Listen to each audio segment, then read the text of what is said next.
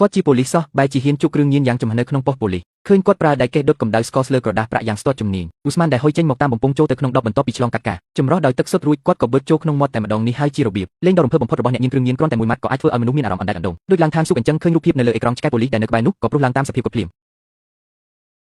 ភ្លាមស្ងាត់កុំព្រោះហាមព្រោះមនុស្សពីរនាក់កំពុងសម្ដែងរឿងទេ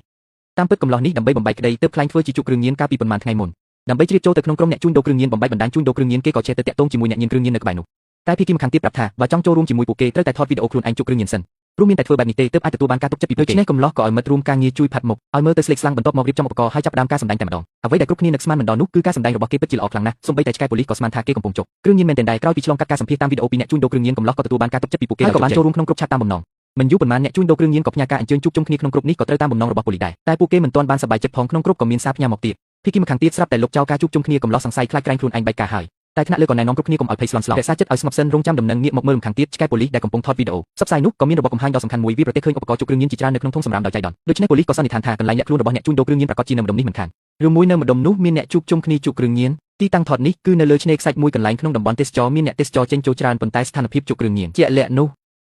ពេលនេះមិនទាន់អាចវិនិច្ឆ័យបានទេនេះរកឃើញនៅក្បែរកន្លែងទិញអេតចាយខ្ញុំត្រូវបញ្ជូនមនុស្សទៅស៊ើបអង្កេតសិនអាហាមិនយូរប៉ុន្មានកំឡោះក៏បន្លំខ្លួនជាអ្នកទិញអេតចាយមកស៊ើបអង្កេតនៅទីនេះកន្លែងបងមានទទួលទិញកង់ឡានចាស់ទេទិញតម្លៃយ៉ាងម៉េចដែរធំ50តូច20អញ្ចឹងក៏បានបងឲ្យបងប្អូនទម្លាក់អីវ៉ាន់ចុះសិនទៅល្អទេ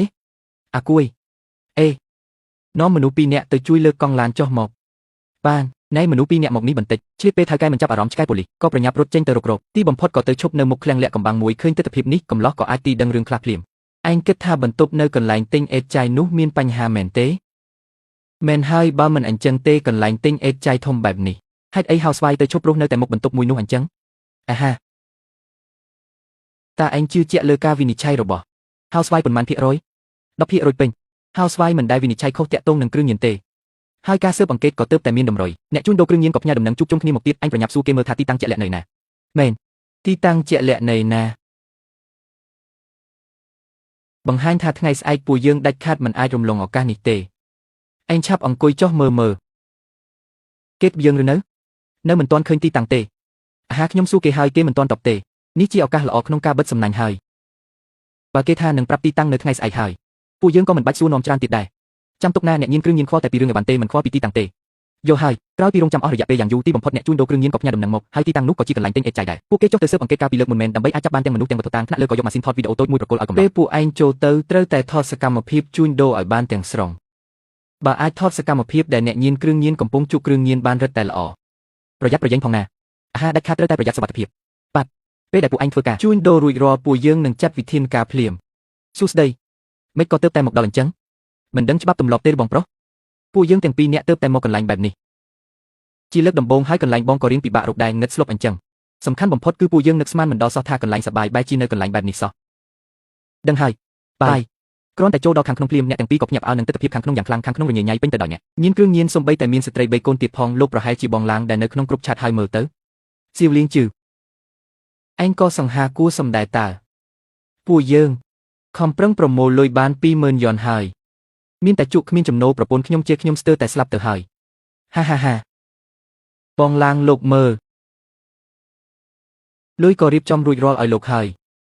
អញ្ចឹងប្រញាប់ឡើងទៅខ្ញុំទប់លេងចប់ហើយអាល្អិតក្រហាយចង់ជក់ហើយហ៎អាហាបងឡាងអេវ៉ាន់នេះមើលទៅក៏ដឹងថាល្អដែរទោះយ៉ាងណាក៏ដោយក៏ត្រូវមើលឲ្យច្បាស់ដែរលុយនេះពួកយើងខំខ្ចីគេមកយ៉ាងលំបាកណាស់ខ្ញុំដឹងហើយឯងកុំនិយាយច្រើនអីរបស់បងឡាងមានខុសកន្លែងណាទៅអាយ៉ាខ្ញុំទប់លេងចប់ហើយឃើញភូស្តាងត្រូវបានថតទុកទាំងអស់ថ្នាក់លើក៏បញ្ជាឲ្យចាប់ផ្ដើមការចាប់ខ្លួនភ្លាម